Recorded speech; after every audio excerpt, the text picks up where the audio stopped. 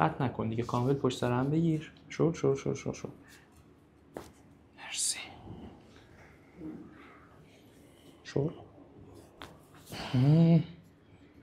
خب دست بیاد اینجا.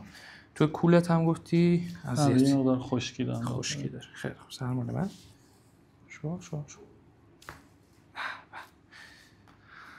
تا آواز بخواب لطفا.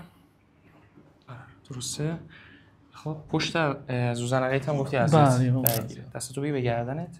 همین پوزیشن. بذار بره بالا. بخواب رو دست من کامل. آها.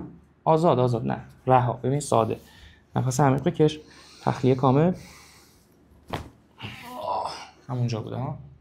خودش بود. خب تو این حالت گفتی دست عقب نمیرفتم.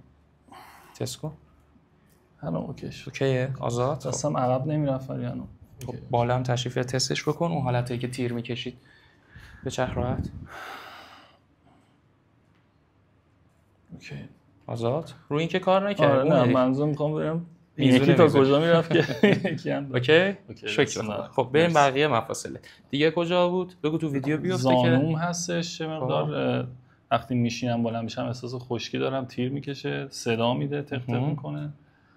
بعد یه مقدارم مچ پام تیر میکشید. پشت گردنم هم یه مقدار اینجا خشکی داره. اینو بگیر گردنش کارشو انجام بدیم. خشکی گردنشو. خب دست میاد پایین. آزاد. شل مال من. مرسی. خب پات بده.